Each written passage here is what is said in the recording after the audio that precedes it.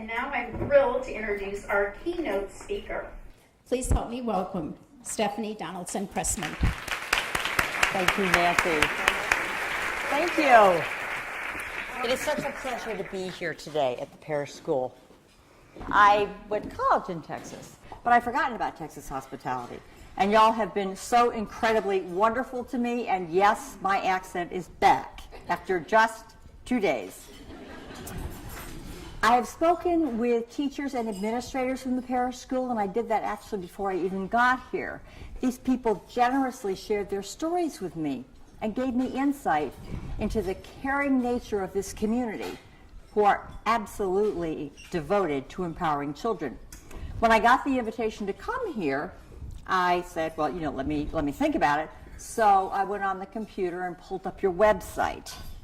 And I took one look at the homepage, and I just started to laugh. And my husband said, what is it? I said, well, I'm going to Houston. And he said, well, why? And I said, look at the homepage, Empowering Learning. And he said, yeah, you're going to Houston. A lot of what I'm going to tell you today, you already know. Because your community, which is almost more like a family, I think, is all about empowering children. And the school empowers the children, but it also empowers the families. The stories that parents told me were of the inclusiveness, of the going the extra mile. Teachers visiting children in the hospital. The art teacher making a special booklet to explain a very complex disease to a child whose parents had no idea how they were going to broach the subject with them. The stories I've heard, every single story that I've heard actually, has pointed to the fact that what you have here is so unique and so special. And I'm in a pretty good position to judge that, because as part of the Learning Habits Study team, I visited over 500 different schools, met with a number, many administrators and teachers, met with parents, met with children, and I visited some wonderful school communities. I have never seen anything like what you have here at the Parish School. So,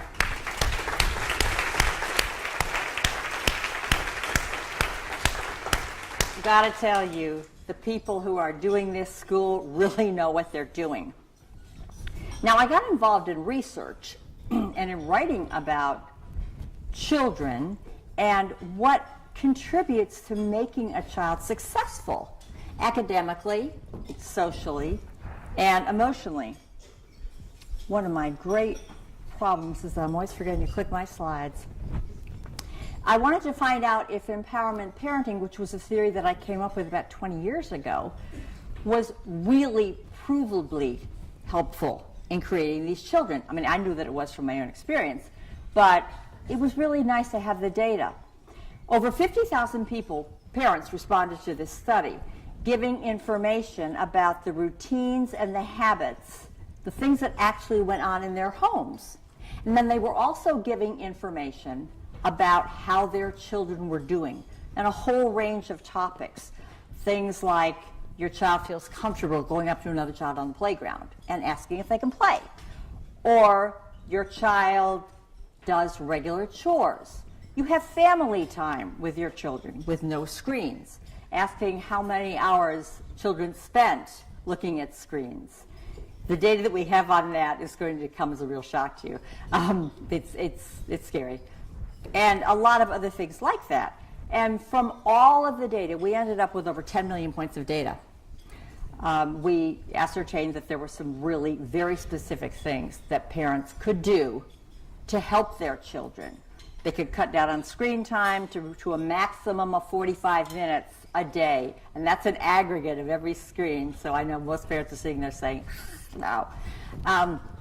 They can spend time playing games, doing activities with children, concentrating far less on buying their children special things, but on having their children learn to do special things.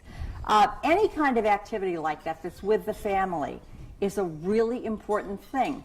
Kids who do chores regularly, who internalize that motivation to create a habit to do the chore, end up with a lot of pride that they could do it. I had a kid come in, and it was really funny because our system of rules, empowerment parenting, which we're going to talk about in a minute, which you probably already know because you're here at the parish school, this child had to do chores of taking out the trash. And he initially didn't want to do it, but the mom said, okay, the rule is you take out the trash, then you have your breakfast. And she always had good things for breakfast, so he didn't want to miss breakfast. So he started taking out the trash. Well, he was at the bus stop one day, and one other child was complaining vociferously about having to take out the trash. My mom always nags me to take out the trash. And this little boy said, oh, well, it's just something I do, and I don't have to be nagged about it. And he was just proud as anything. And that's what happens when you give children those kinds of jobs. So, the keys to empowerment parenting, there are three things. And empowerment parenting isn't just about parenting. It's about empowering children no matter what you do. If you're a teacher, if you're a coach, if you're a Sunday school teacher, no matter what you're doing, if you are in a position to influence the life of a child, which is really all of us, then these are things that are really important to keep in mind. One is building habits through rules. When I'm talking about a rule, I'm talking about something that's really concrete and specific. The park opens at 8:30 a.m. weekdays. You get to the park at 10 after 8, and you look at the sign, and you say, oh, we're 20 minutes early, so the kids do something else for a while. There's no angst involved in it. You don't have to wonder, well, gee, is this something I could, should I talk to somebody about it? Should I get them to open the park? What should I do? It's a rule. It is what it is. You don't have to try to manipulate or bargain or nag. Manipulating, bargaining, nagging is what happens at homes when parents don't use rules for the very important times of day. Now, if everybody here thinks about the last time one of your children had a meltdown or a tantrum, or the two of you really got into it, you will realize it probably happened when one of two things occurred.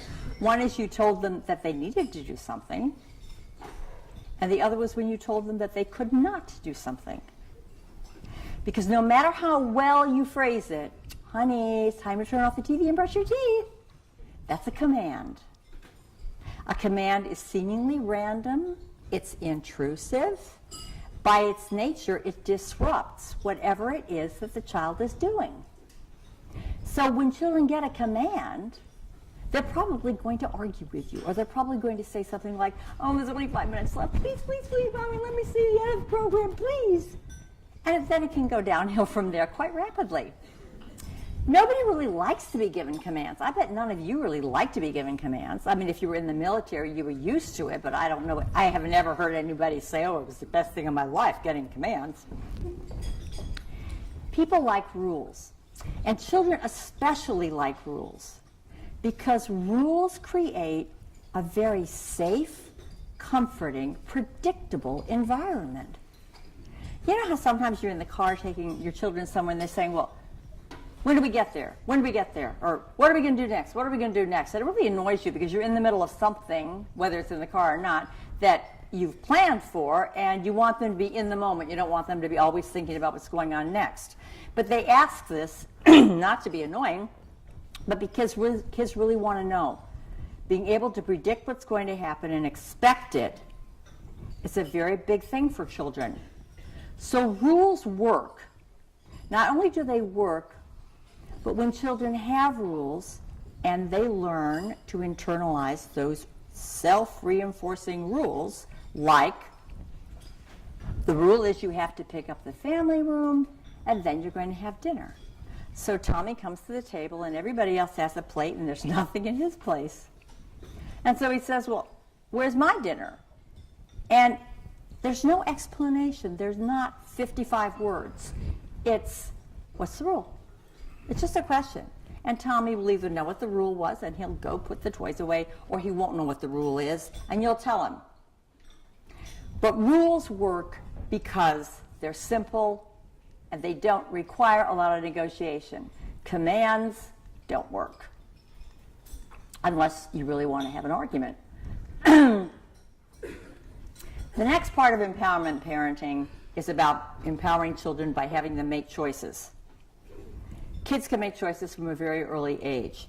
And it's extremely important that children have the opportunity to make choices. And as they get older, that they learn some things, preferably around the dinner table where everybody's having conversations. The importance of making mistakes and valuing that experience. Mistakes are neither good nor bad. Mistakes are things that happen. And somebody once said, you know, we build our success on a foundation of our mistakes. And that's the truth. We all learn from failures. We don't really learn much from success. Problem-solving model involves a concept called options and consequences. And that is when a child makes a mistake or when a child is trying to make a decision. You say, okay, so what's the upside? What's the good part of if you do A? And then what's the maybe bad part? Or if you do B, you know, let's say that the choice is between going to a friend's house and playing with this new video game or staying home and doing something at home.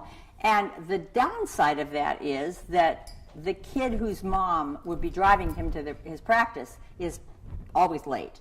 And if he gets to practice late, then the coach is going to be angry with him. So the downside of going and playing the video game is perhaps the late practice, and the upside of staying home is being there for practice on time. The child has an opportunity to make that choice. If it doesn't work out well for them, that's something to be discussed. You know, it's not the end of the world. And then the learning experience that comes out of it is absolutely golden. It's a wonderful thing because children know something through this method that they don't know in any other way. When kids are praised for effort, it's here somewhere, which is the third key to empowerment parenting. It's like magic. Because when children are praised for effort, what happens is that their whole world opens up. We're a society that values achievement, that values winning, that values having the biggest, the best, the newest. We're not a society that actually rewards effort. But you know that your children struggle, and they have big struggles. And when they are constantly rewarded for the effort they're putting in, you know, this is a great job. Wow, I can hear you in your room practicing school and shoe and goat. And I know you're going to be able to say those. You just keep it up. When parents are recognizing that the valor is in the struggle, and they can actually help their child to know that they want them to make mistakes, that they want them to fall down, that the important thing is they keep on trying. And when that happens, and the child learns, it's good to make mistakes. I can make mistakes. My mom and dad will think it's great that I tried something. Then they move out of their comfort zone. Then they want to try new things. And they don't care if they don't get it because they know that trying is what's valuable. That builds confidence in children because they learn that they can do things, and furthermore, they learn that if they just keep doing them, they're going to keep getting praise for it. Mommy and daddy think that they're valuable people because they keep on trying. And what we know now, that we have the results of the study, is the kids who just persist, that they do not give up. It's that dogged determination. They will ultimately achieve their goal. We call that grit. You build grit by using empowerment parenting. You build grit by praising effort, by giving children choices from a very early age so that they feel in control of their world.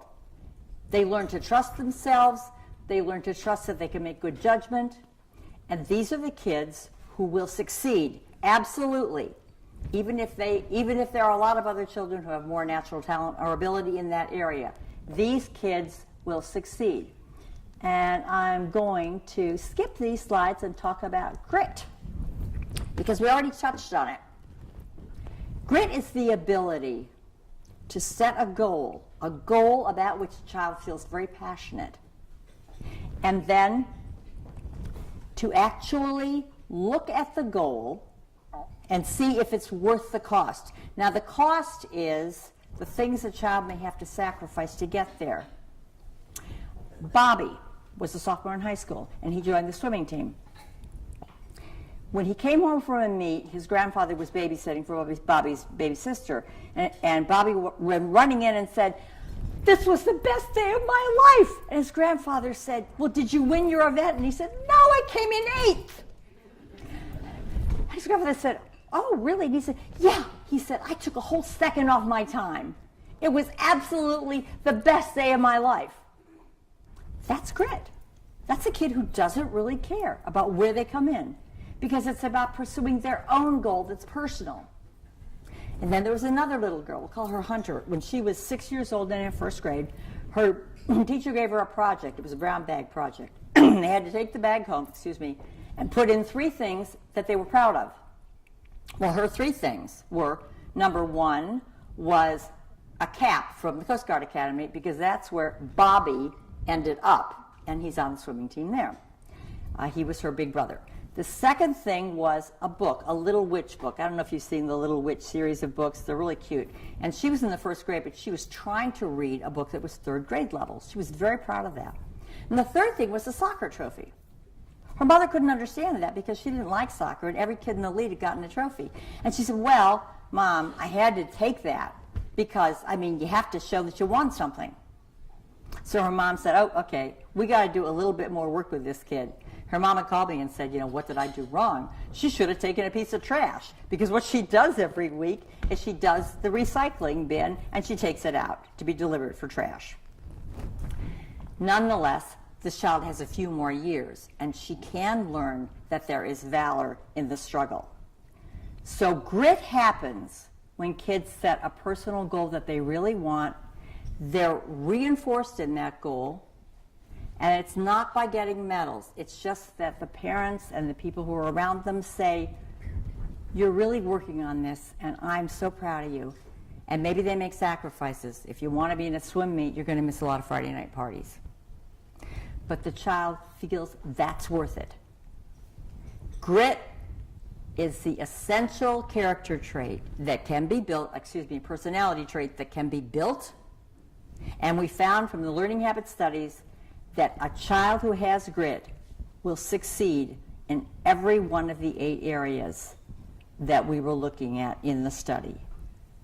You help your child to build grit, to build persistence, to not be deterred, to not be easily swayed by peer pressure, and your child is going to be very successful. When they learn to make choices, they will trust themselves. They will not be susceptible to peer pressure. So the bottom line is that you can raise children and you can help children who can learn to say those very difficult words, who can learn to throw a ball to a target instead of randomly up in the air, who can learn to walk up on a stage and sing a song and feel joyous about it, who can learn to all by himself read an invocation and have a whole group of people, including his parents and all their friends, be so thrilled to see you. The kids at this school have grit. They have grit because their parents and their teachers have given it to them. So these kids have a whole world open to them. Thank you. It's really a privilege to be here.